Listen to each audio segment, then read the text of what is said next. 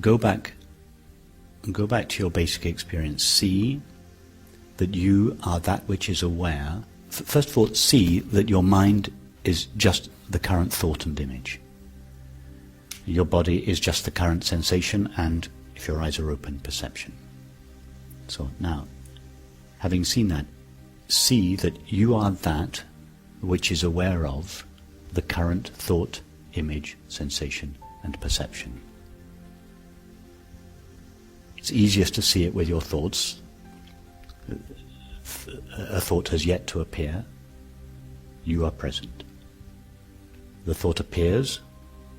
You know it. It disappears. You remain. The next thought appears. You know it. It disappears. You remain. The next sensation appears. You know it. The sensation disappears. You remain. The sound of the aeroplane appears. You know it. In time it will disappear, but you remain. You, the knower of your experience, always remains. Thoughts are intermittent. Images are intermittent. Sensations and perceptions are intermittent. But you remain throughout. You are not made out of an intermittent thought, feeling, sensation or perception. You are just made out of this pure, this substance called knowing or awareness. You're present and you're aware, hence awareness. That's the name, but don't go too quickly to the name.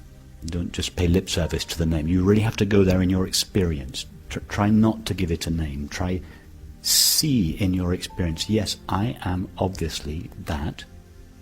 Let's just call it that. Whatever it is, I am that which knows or is aware of my experience. It's not made out of a thought. It's not made out of a feeling or sensation or perception, because all these are coming and going. But that has always been with you. In fact, not with you, that is you.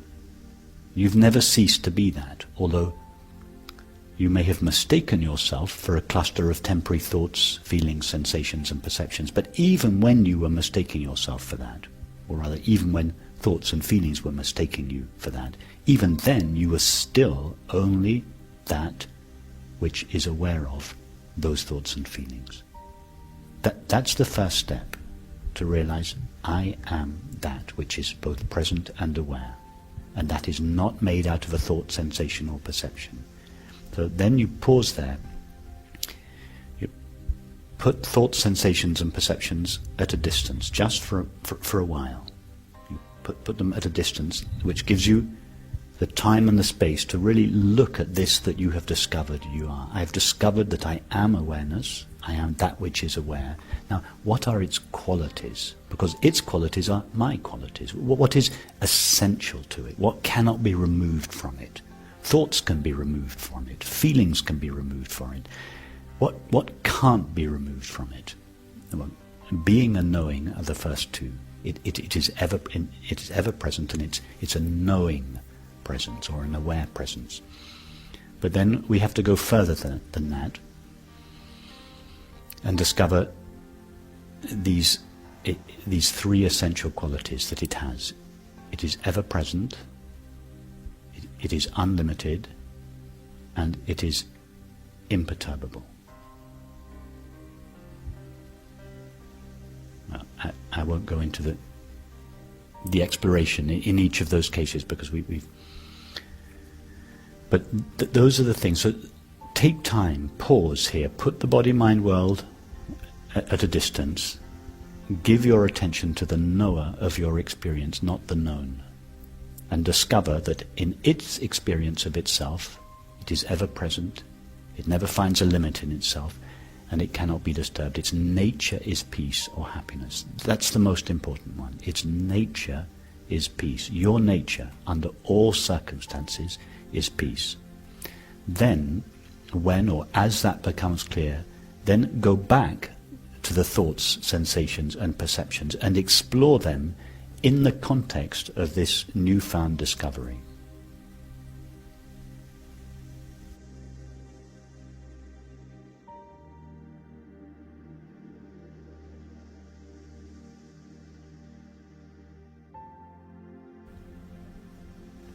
Yes, exactly. We could say that what we are is this infinite and dimensionless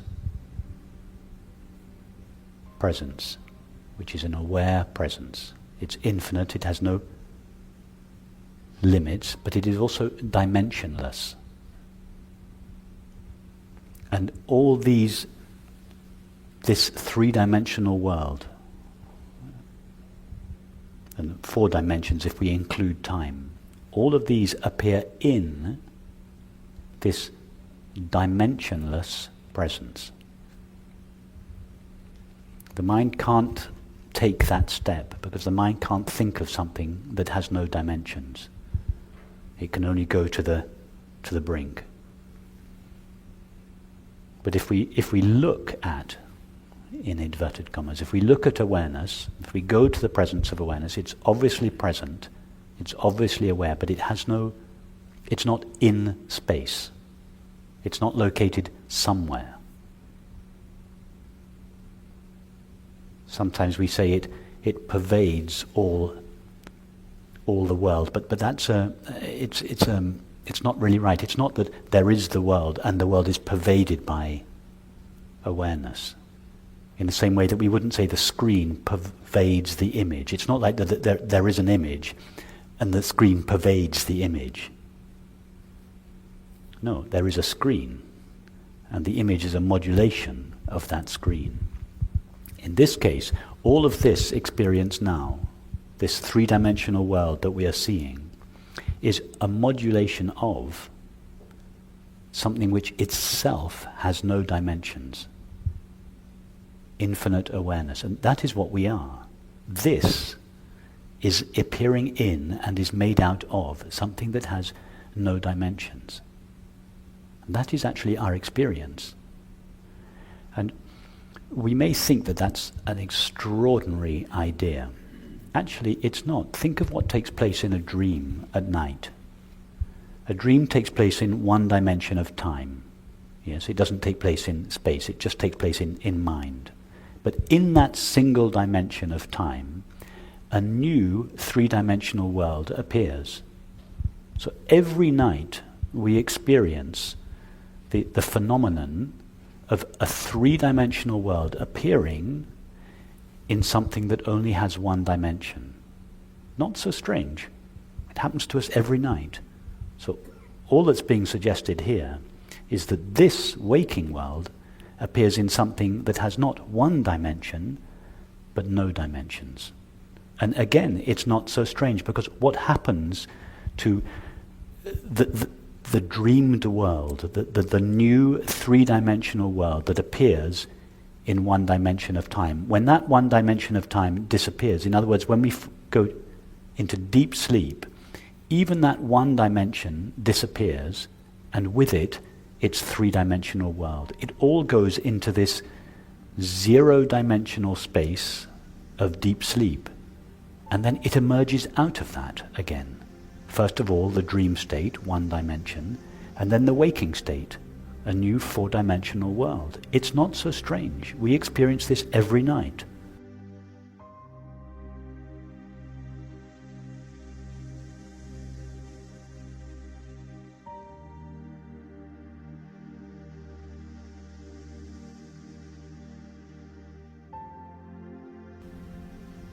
It may not be strange, but it's mind-blowing. Exactly. Exactly. It's truly mind-blowing. It blows the concepts with which the mind frames experience. It blows them to pieces. It shows that they're not actually based on our experience. Yes, it's truly mind-blowing. And as an extension of that, because of its dimensionlessness,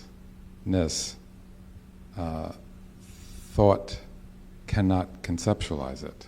Exactly, yes. Thought cannot conceptualize it, and it's for that reason that we use metaphors. For instance,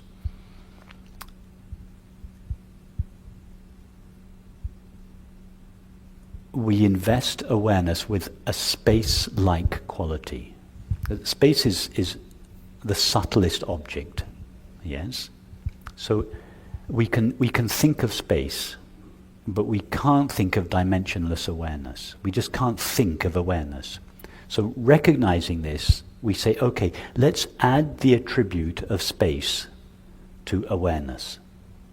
And we'll say that awareness is like a vast, open, empty space. This is the intermediary stage. Yeah? Now, as soon as we say awareness is like a vast, open, empty space, we can all relate to that. We can all think of that. Yes, it's like a vast sky, and the clouds appear in it. So it's just a tool to give the mind something, a direction to go in. But then, having conceived this vast space-like awareness, remove the space-like quality. And what are you left with? What you're left with is dimensionless awareness, but the mind cannot think of it. It just can't go there. So, in this teaching, we kind of take the mind again and again and again, right to the edge. We don't just say to the mind, oh, you can't get it, don't think about it. No, we say, think about it. Think about it.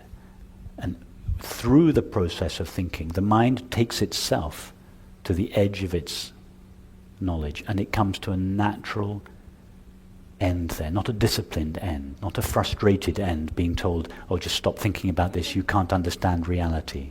That's not the real end of the mind. It just temporarily suppresses the mind. But the mind bubbles up again because it wants to know. So here we follow the mind on its little excursions, and we take it again and again and again right to the edge of its universe. And then occasionally we just push it over the edge.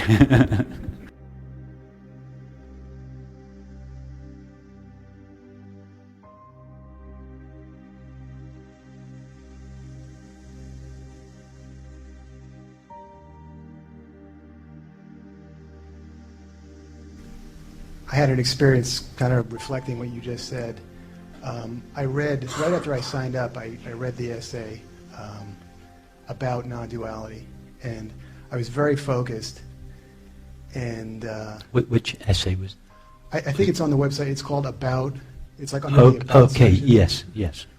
And at one point it said there is only one consciousness, and or something to that effect. And I really felt like, I mean, I can talk about this stuff right now, and it's just words, but the experience was, you know, I felt like I zoomed right to this experience that there's a point of perception, there is a perceiver, and there's really only one perceiver, and that everything else is perceived. And it felt like the one perceiver was the only thing that was real, and all the perceived was not real. And it wasn't pleasant at all. It was very frightening. You know, all time, all history, my wife, my kids, everything was a dream, was, you know, the perceived. And again, you know, these are, I can talk about it now because I'm back, and I had this huge spike of fear, and that brought me back too. And I, you know, my heart was pounding, and I'm thinking, okay, good, I'm glad to be back where there's me and you're real, and all these people are real. Because I'm afraid during this retreat we're going to go all the way back to that place. I was thinking, you know, is this, I can't imagine I'm the only person to have this experience, but it was very off-putting, and it reminded me of what you said about, you know, how that your false self is going to fight hard. Okay, so that's fine. So in this retreat we're going to go back to that place, but we're going to go back slowly and consciously, without fear. I guess the fear was big, and... Yes, the fear was big because everything you had previously invested your identity in was crumbling away. In fact, it crumbled away very, very quickly. You were just, all the apparent solidity of these objects, your wife, your family, you realized in this moment something about what you were reading triggered this understanding in yourself, that they were not real in the way you had previously considered them to be. Neither was I. And this was like it was left, and nor were you, nor was what you considered to be I real. And it was like all these things that you've been holding on to and investing your security in, you suddenly had to let go of them, and you were free falling without anything to hold on to, and that's very frightening. It was, yeah. Yeah. So that's what we do in these meetings. We just start with how things seem to be, and we just gradually, through our meditations and contemplations and conversations, we trace our way back to the reality of our experience. And at various different stages on this journey back, we meet obstacles.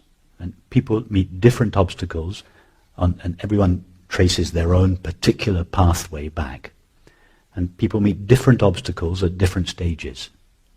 So that in our conversations we address these various obstacles. What is an obstacle for one person is very often shared between a number of other people, but it's not necessarily everybody's obstacle. And then somebody else will find an obstacle on the path and will mention it, and 4 or 5 other people will think, oh yeah, there's a similar kind of boulder in the middle of my path as well. And so we just encounter all these obstacles gently, taking time until we see they're not really obstacles, and then we just carry on.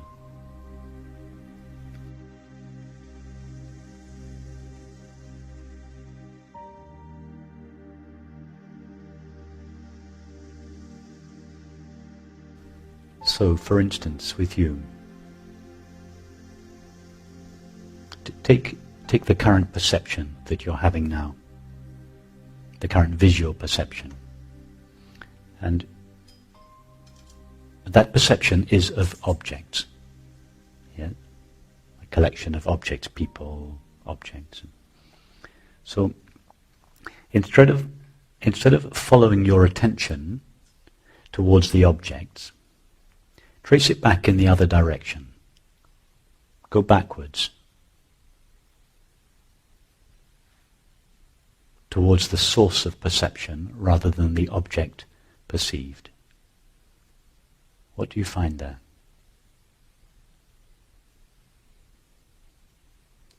I know what I'm afraid to find. I guess I'm stuck on that. No, but just trace back your experience.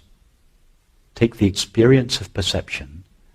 The objects are on one end, yeah, the end out there.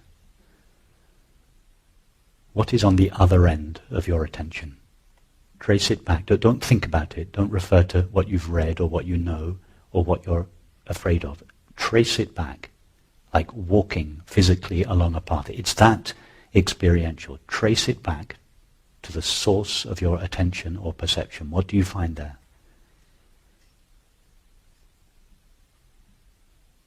Exactly. That's what you call I. You don't find anything. You don't find anything. You don't find a body, or a mind, or a world. But nevertheless, your experience of that is absolutely real. Perception is taking place. Objects are on one end of it. What is on the other end? I call that the perceiver, but I guess It's the perceiver. But if you ask what is that perceiver, you don't find anything. right. It's a point, which is nothing. It's a point, but in fact, it's not even a point. A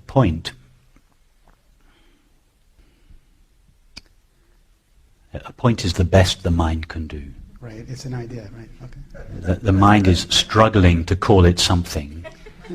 So in its own language of objectivity, it says it's a point. You're right. It's a point. But actually, to go a little further, it's a point that has no dimensions. Points don't have dimensions. That's exactly right. Exactly. And not even in time. Not even in fourth dimension. Exactly. You're absolutely right. It has no dimension in time or space. It's a dimensionless point. Now go back to what you are perceiving. Doesn't it all appear in that dimensionless point? I can't honestly say I know the difference, so I could say yes. The difference between It being separate, a point, and the perceiving. exactly. That's the next stage. It's not this apparent world of four dimensions is not only appearing in. First of all, it appears to that dimensionless point. The dimensionless point seems to be on one end, and the four-dimensional world on the other end. And then we realize, no, it's closer than that. It's appearing in. This four-dimensional reality is appearing in this dimensionless empty point. But you're right, it's even more than that. The only substance present in this four-dimensional world of time and space is this dimensionless, empty, aware point. That's the stuff it's made of.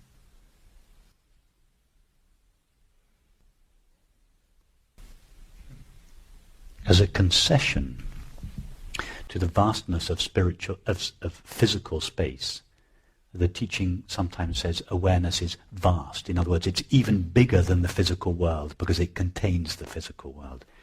The teaching says awareness is vast or borderless. Awareness is not vast or borderless. It's dimensionless. It has no dimensions. But the mind cannot think of no dimensions. So as a concession to the mind, the teaching says it is vast. It is everlasting. It is neither vast nor everlasting. The mind literally cannot go there. That's why it's not possible to think about consciousness.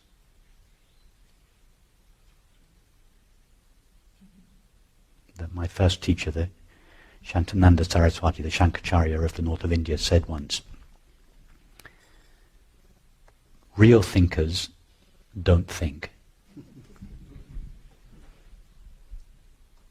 Real thinkers, the people that really take thought all the way, that think about the absolute reality of experience,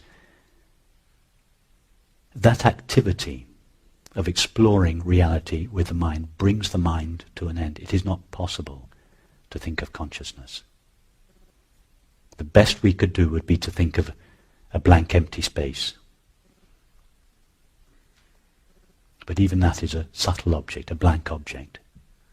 If we truly try to think of consciousness, thought comes to an end, and consciousness stands revealed. I'm thinking,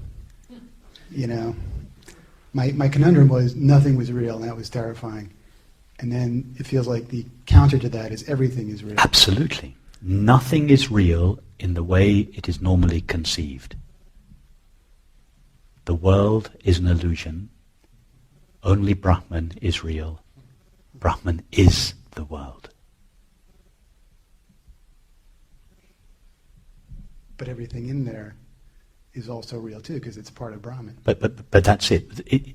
The world as we normally think of it, our experience as we normally think of it, made out of stuff called mind and matter. That's what most people think. Experience is divided into two parts. Thoughts and feelings are made out of mind. Sensations and perceptions, the body and the world, are made out of matter. That's the conventional view. So, the first stage, the world as an illusion. The experience as we normally think of it, as made out of mind and matter, is an illusion. What is really real, what is true in our experience, is just the experience of being aware. That is all that we are ever aware of, the knowing of experience, Brahman. Then when we go back to this body and world, the body-mind world that we found to be unreal, when we go back to all of this, we find out, wow, it is real, my experience is real, but it's not made out of stuff called mind or matter. It's made out of this infinite, dimensionless stuff called pure knowing. In that sense, it is real.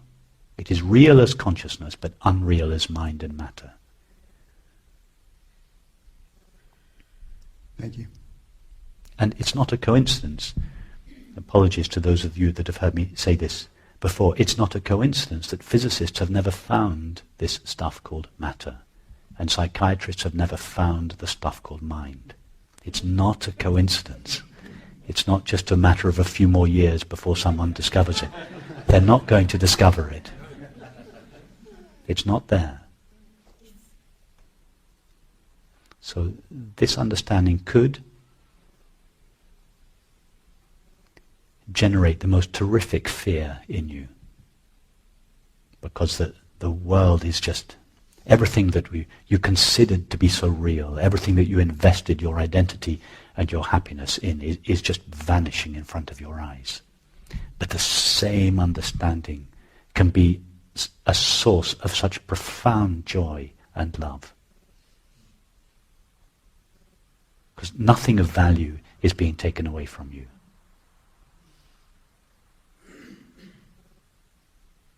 At the level of activities and relationships, family relationships, intimate relationships, friendships, all that is being taken away is the tyranny of the ego that ruined those relationships, that made them battlegrounds between egos. That's all you're going to lose.